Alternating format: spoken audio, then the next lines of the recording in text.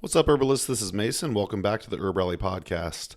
Today's episode is with Paul Bergner. Amanda and I went up to Portland a few days ago, and we recorded a bunch of video with Paul and Dr. Orna Isaacson. And what we did with both of them is this new project we have going on called Ask an Herbalist. You may have heard of this project that we have been dreaming up, and this is kind of it. So when we go to different towns and hang out with the herbalists, we're going to be asking them a bunch of different questions, and hopefully they answer some of them, and we'll be able to post it on our YouTube series, and of course we'll post the audio on the podcast as well. So really exciting. Paul has a ton of great answers, and today it's just going to be an answer to what advice do you wish you had as an herbal student. I think it's really profound. As I say in the description, I say it's simple and profound, whether you're early in your journey or you've been doing this for a while. So if you want to see the video, I'll include a link in the show notes. If you do watch it, please like the video, leave a comment, and subscribe to the YouTube channel if you haven't already. I just wanted to let you know about the project, and definitely expect some more Paul videos coming soon, as well as Dr. Orna Isaacson. Other than that, I wanted to let you know about our new membership site. It's called the HerbRally Schoolhouse. It's $10 a month, and we release exclusive content to the Schoolhouse members every week. So every week we're going to publish new content, and we thought $10 a month was a really fair price for that. We actually just came out with an annual option, and that's $100 per year, which, if you do the math, that's essentially 2 free months. So to check out the HerbRally Schoolhouse, go to herbrally.com/schoolhouse, and you'll see there's only a few classes available right now. But like I said, each week we're just going to keep adding to it. In fact, we just came out with a 97-minute class on traditional Chinese medicine in the kitchen with the herbalist and friend, Ji-Ling Lin. So yeah, that's the type of stuff that you can expect from the Schoolhouse. Just new, amazing content each week. Amanda and I are going to be traveling all over and hanging out with all these other herbalists and recording really great content for both the Schoolhouse and, of course, YouTube as well. So thank you for listening to the HerbRally podcast. That's going to be it from me today, but here is Paul's answer to what advice do you wish you had as an herbal student. Talk to you tomorrow. Bye. What advice do you wish you had as an herbal student? I think I already talked about this. It would just be a one-liner. Don't just read about the herbs. Take the herbs. Take them. Not once. Not, I took that in 1982 and it tasted a little bit bitter. No. I'll give there's a picture there that I got where I was inspired by this. You have Dr. Bastyr, John Bastyr, who I had the privilege to meet, and they named the university after him. He didn't found the university. The doctors named the university after him. But he was trained in the 20s as a doctor, naturopathic doctor, and as an herbalist in the 20s. He was also a skilled homeopath, nature cure practitioner, and he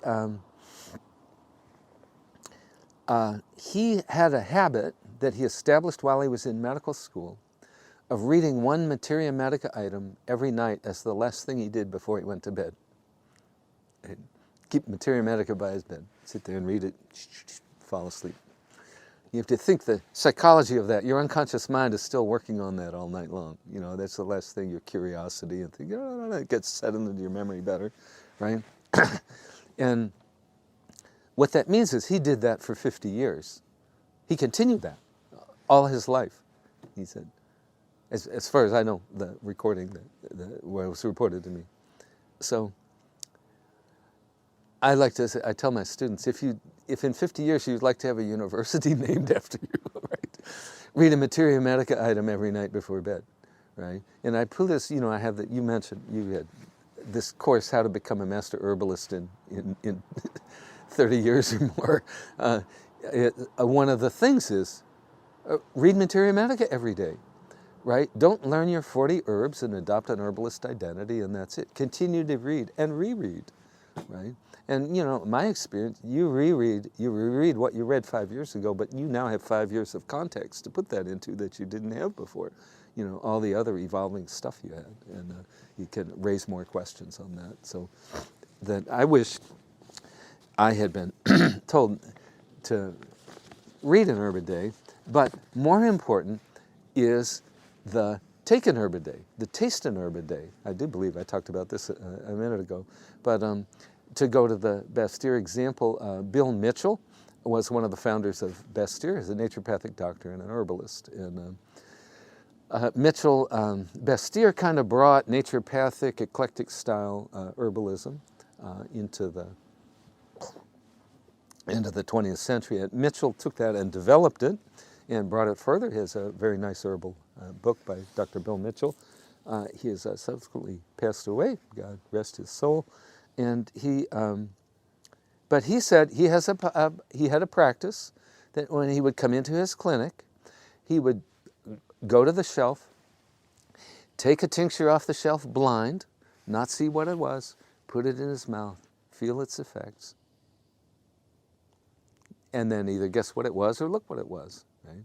And what this meant, this is your organoleptic thing. And what this isn't, oh, I tasted this one time in 1992, right? I'm tasting these herbs on a regular basis, right? I'm feeling what these herbs are doing in my body, right? And that gives me a much better idea of what they're going to do in my patient's body, right?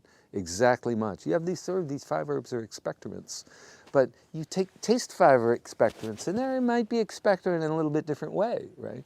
And you start to really know the feeling. Oh, this one is deep and persistent. It's still doing it 3 hours later, right? And another one is just kind of quick and superficial, right? So you start to know those nuances that can't be written in a book. More about tasting. I've ever since the 80s, I've always had, as far as my healthcare providers, I've always had a Chinese-born Chinese practitioner as one of my caregivers, right? Because I appreciate that realm of medicine, and sometimes that's exactly what I need. But my kind of doctor and mentor in Boulder, his name was Pao Chin Huang, and he actually had his clinic, and he had a little school, and a clinic was 2 doors away from our school in a strip mall there. But he was born in Taiwan, and he and his wife, master herbalists. He'd practiced for like 50 years, right?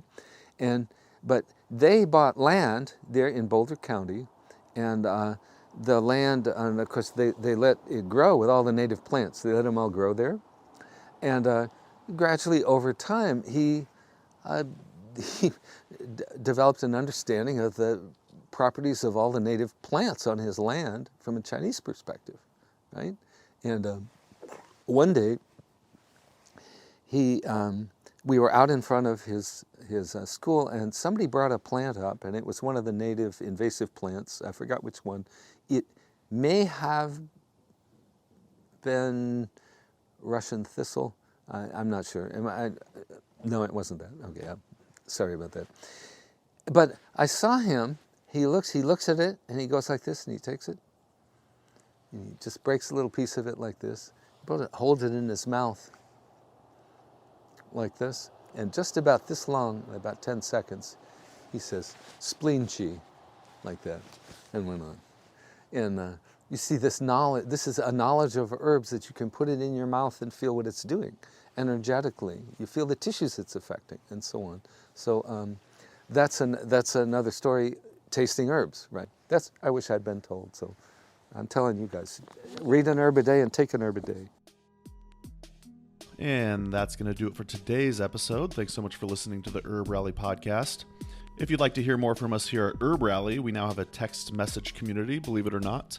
Basically, it's just updates from us. We send about 1 to 7 texts per week, notifying you about new events, videos, courses, podcasts. You get the idea. It's pretty much like our email newsletter, just in text form. So if you'd like to receive text messages from HerbRally, just text JOIN, that's JOIN, to the number 541-256-2895. Again, that's JOIN to number 541-256-2895. And to stop receiving texts, that's easy too. Just text STOP to the same number. It'll opt you out immediately. Okay, thanks again for listening. Have a great rest of your day.